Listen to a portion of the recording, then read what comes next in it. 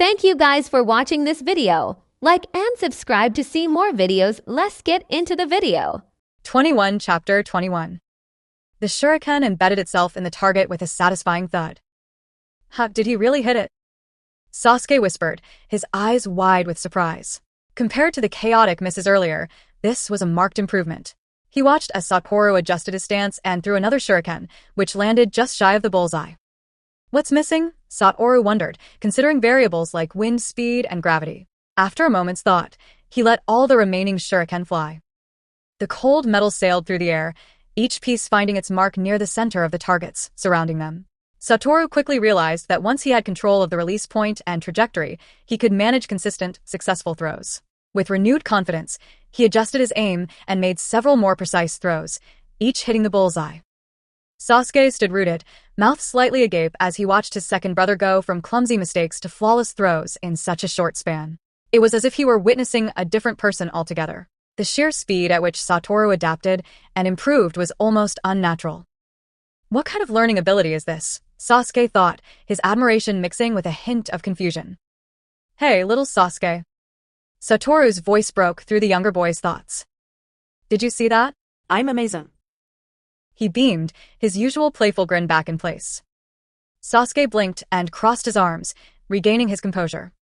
You're such a show-off, he muttered, though a small smile crept onto his face. If you don't say anything, I'll take it as agreement, Satoru declared, puffing out his chest. Ha ha ha, the great Satoru is invincible in shuriken throwing. Do you want to learn, my dear brother? I've got a secret technique. Sasuke's interest piqued. He had watched Wu's rapid transformation and couldn't deny his curiosity. Secret technique, He repeated, eyes narrowing skeptically. But in the end, he nodded. The trick is... Satoru began, but he suddenly tensed and shifted, eyes locked on a distant spot. Without warning, he hurled a shuriken with lethal precision. Sasuke followed his gaze and gasped. The shuriken had pinned a small white snake to the ground, its golden eyes glaring as it wriggled helplessly. I hate snakes, Satoru muttered as he approached, eyes cold. He bent down and decisively ended the snake's life. Especially the slippery, cold kind. Sasuke's confusion deepened. Second brother, what are you doing? He asked, watching Satoru light a small flame to burn the snake's body. Just taking care of a pest that shouldn't be here, Satoru said nonchalantly, watching the small blaze consume the snake. Orochimaru, he thought. Asterisk, he's bold enough to send a spy to the Uchiha clan grounds? Either he's confident in his secrecy, or he's already collaborating with someone within Konoha. Asterisk. Meanwhile, in a dimly lit cave, golden, snake-like eyes gleamed with interest. Hee, what a perceptive child, Orochimaru whispered, his voice slithering through the darkness. It seems there's more to Uchiha Satoru than meets the eye. His eyes narrowed thoughtfully. Such talent. Such sharp instincts. How interesting. The cave echoed with Orochimaru's soft, menacing laughter as he contemplated the implications of this discovery. Back at the training ground, Sasuke tilted his head, eyes narrowed at his brother. Are you sure that wasn't just one of your stories? A snake choking on a meal bigger than itself. Satoru burst into laughter, tousling Sasuke's hair. Well, seems like someone's getting smarter. Maybe I did make it up, he teased, hiding the seriousness that had flashed in his eyes moments before. 22 Chapter 22. Bastard's second brother. When will you finally be reliable? Sasuke shouted, frustration spilling over. I've always been reliable, Satoru protested with a shrug, a playful grin on his face. How could Sasuke not see the effort he put in every day, thinking about their family and the future? He mused, sure, he liked to have a bit of fun, but didn't that make life more interesting? Satoru shook his head with an exaggerated sigh, thinking back to the countless times he'd stretched the limits of his playful antics for the sake of gaining points from the acting value system. Alas, who could truly understand the hardships he faced? He glanced at the system panel that appeared before his eyes. Host * Satoru. World * Naruto. Template unlocked * Satoru Gojo. Completion * 31%. Skills * 6 eyes, full, blue limited, red limited. Acting points * 1000. The new skill, he stood out prominently. An advanced attack method infused with positive energy and the unbounded technique, capable of a repulsive force that could reach positive infinity. Even limited, it could simulate the power of a small supernova. Satoru's confidence swelled as he took it in. Second brother, what are you staring at?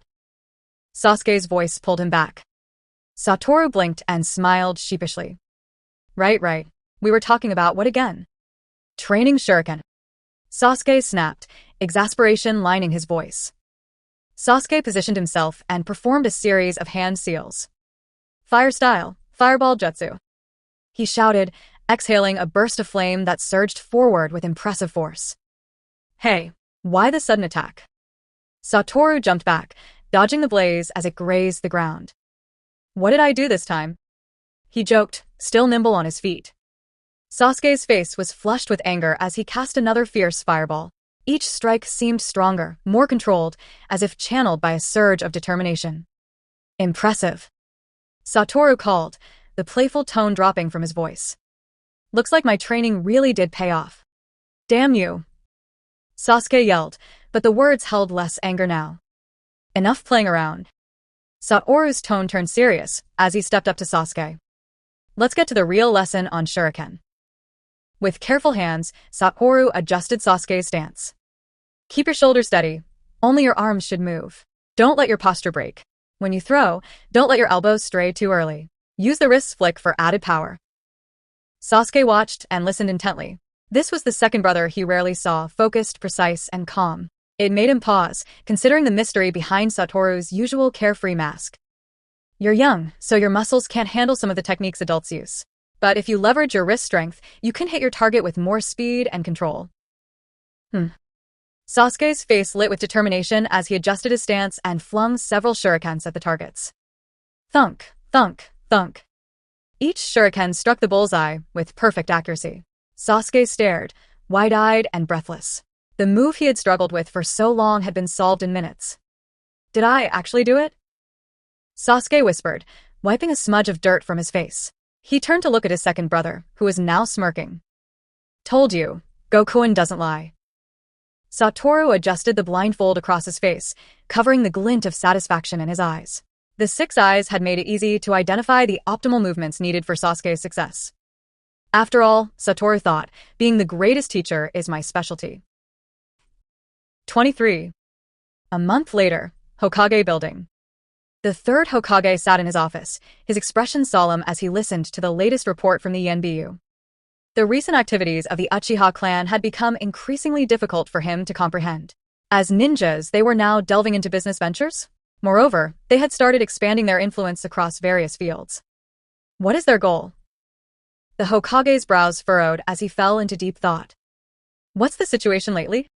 He finally asked, turning to the ENBU operative in front of him.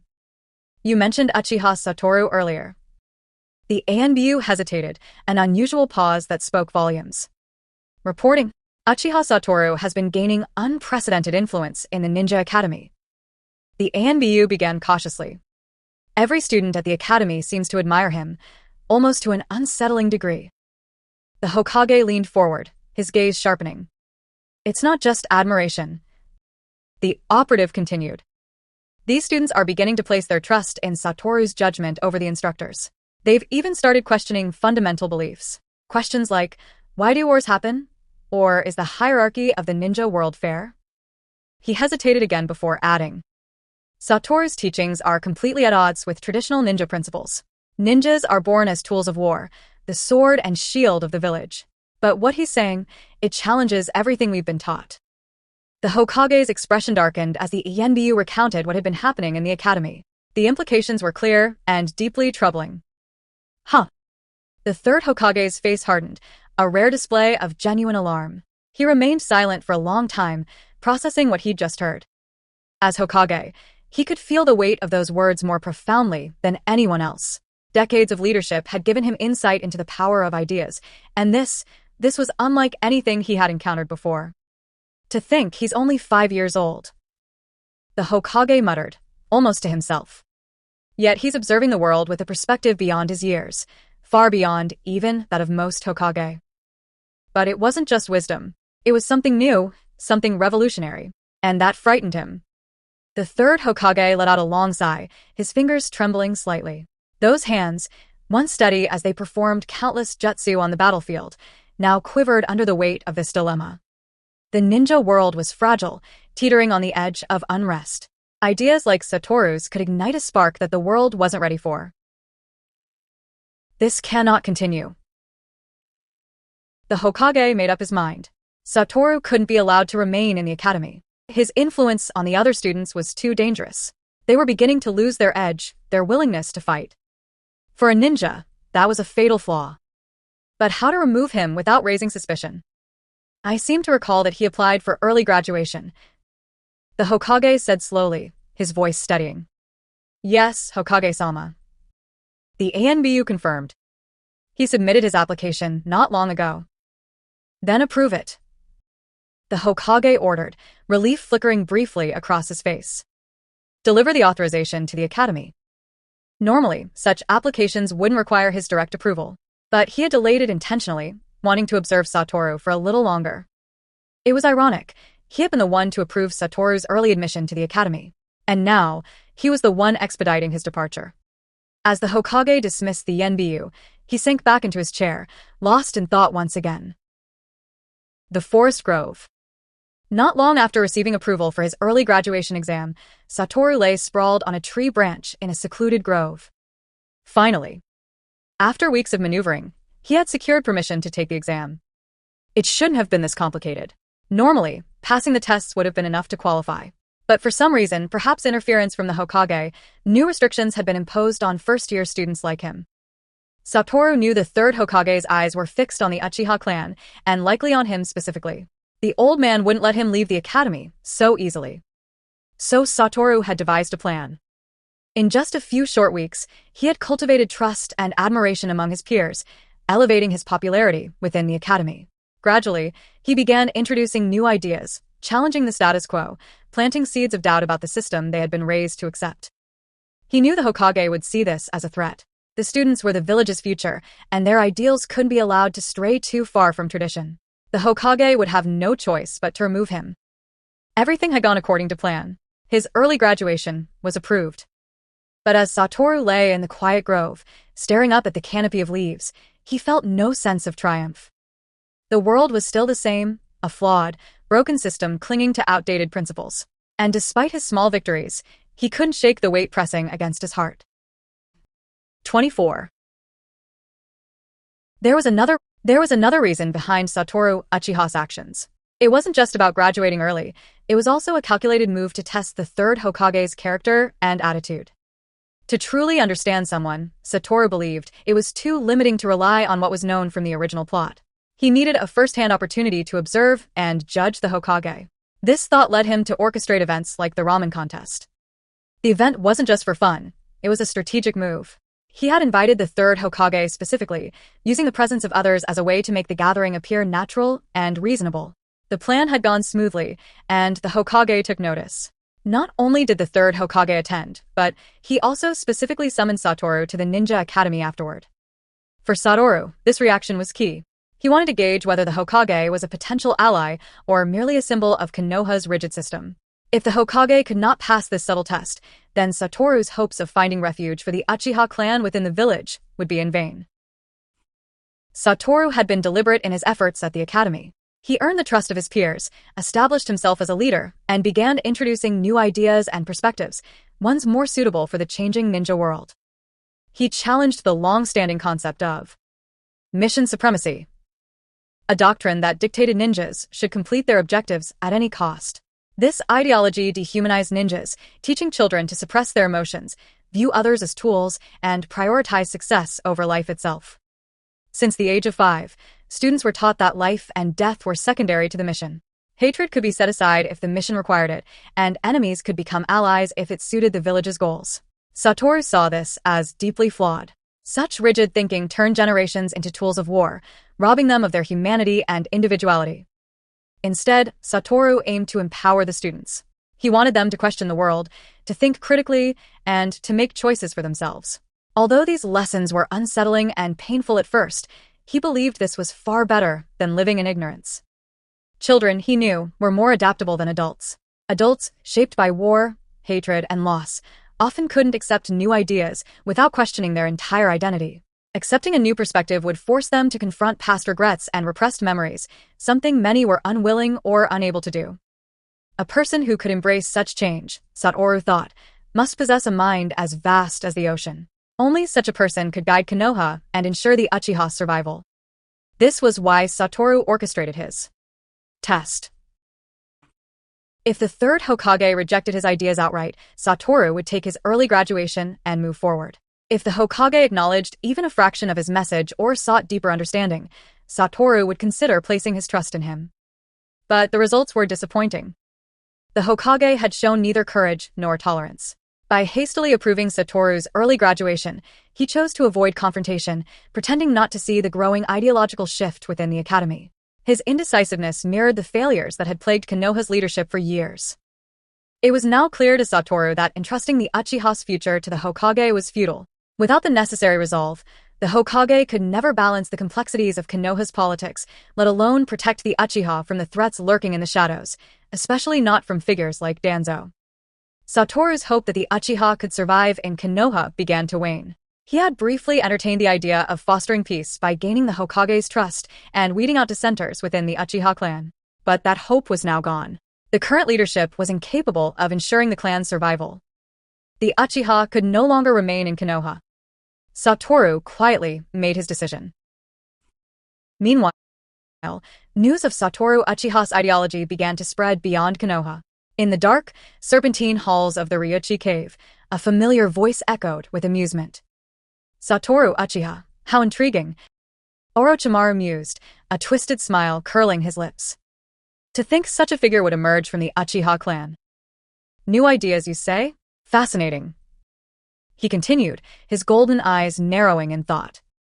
Satoru's words had stirred something within Orochimaru, sparking fresh inspiration for his own experiments. Knowledge, after all, was interconnected, and this young Uchiha seemed to possess the kind of revolutionary thinking Orochimaru had always sought. His smile grew wider as he chuckled to himself.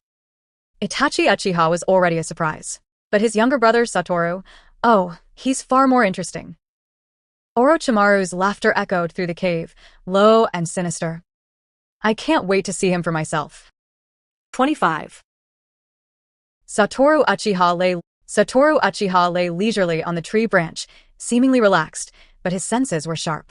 He had already noticed a presence watching him even before he opened his eyes. Come out, he commanded coldly. A serpentine figure emerged from the shadows of the trees. Orochimaru, with his unsettling snake-like gaze, slithered into view, his piercing eyes locked onto Satoru. You seem to have noticed me quite some time ago. Orochimaru hissed, curiosity gleaming in his expression. How did you manage that? Despite Satoru's slim chakra presence, Orochimaru couldn't understand how his hiding spot had been so easily detected. It intrigued him, fascinated him. This slippery, slimy aura of yours is impossible to ignore. Satoru replied with a sneer. Orochimaru chuckled softly. Not very polite, are we? There's no need for politeness. Satoru shot back, his tone icy. I know you're kind, you're no different from me. Orochimaru's eyes widened slightly at the response. Then his lips curled into a sinister smile. Indeed, how can a tiger in the mountains be caged by a mere village? Orochimaru said, his voice dripping with venom. Konoha is too small to contain someone like you. Satoru furrowed his brows, unsure of what Orochimaru was implying. What are you getting at? Oh, don't be so impatient. Orochimaru drawled, his tongue flicking out like a snake's. Satoru Uchiha, would you like to become my student? For a moment, Satoru was caught off guard by the unexpected proposal. Orochimaru continued, his voice low and coaxing. Living in Konoha, stuck within the confines of the Uchiha, must be unbearable for someone like you. Painful, isn't it? Difficult. Satoru blinked, puzzled. What is he even talking about? Had Orochimaru misunderstood him completely? You wear that eye patch constantly, don't you? Orochimaru gestured, his tone feigning sympathy. Your eyes must hold a terrible secret. To be an Uchiha, yet unable to wield the power of your clan's Sharingan, it must feel like a curse. Isn't it frustrating? Satoru silently observed Orochimaru's attempt at manipulation. It was clear now what the snake Sannin wanted: Satoru's identity as an uchiha and his sharp, unconventional mind. In your clan, no one understands you. And in Konoha, your ideas are far too advanced for these narrow-minded fools. Orochimaru continued, his words dripping with persuasion. But I understand you. I understand the power of your ideas. Thought is the true ruler of the world. Orochimaru's voice grew more fervent as he leaned forward, his smile widening unnaturally. Join me. I am studying the mysteries of life and the limits of the human body. I can give you everything you desire: knowledge, power, understanding. Together, we can uncover the truths of the world. For a moment, Satoru froze, more from disbelief than anything else. Orochimaru's confidence radiated as he spoke, as though he had already seen through Satoru's every secret. But Satoru couldn't help but find the entire situation absurd.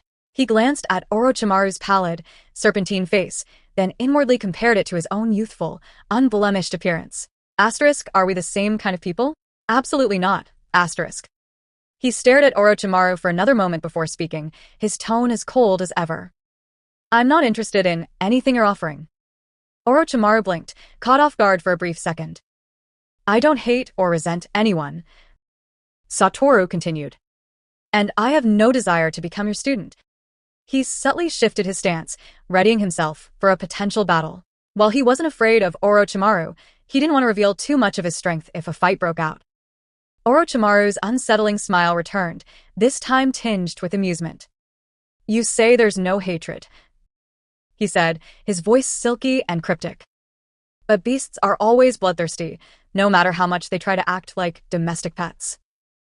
Satoru sighed internally. Asterisk, why does he talk like this? Just get to the point. Asterisk. Orochimaru continued his rambling monologue, his words layered with riddles. But Satoru quickly grew tired of the theatrics. This is nothing but your own delusion, he said coldly. To Satoru's dismay, Orochimaru seemed to take his words as agreement rather than rejection. You'll come to me eventually, Orochimaru said with a knowing smirk. Green fruit always ripens, but don't let yourself rot into something useless. With that, Orochimaru slithered back into the shadows, vanishing as swiftly as he had appeared. Satoru stood still for a moment, his expression unreadable. Green fruit? Rotten apples? Has Orochimaru been possessed by Hisoka or something? Satoru muttered to himself. What is this, some bizarre crossover episode? Shaking his head, he dismissed Orochimaru's strange parting words. Though the encounter had been unexpected, it had only solidified his resolve. Satoru Uchiha was his own person, and he had no intention of following anyone. Not the third Hokage, not the Uchiha clan, and certainly not someone as slippery as Orochimaru.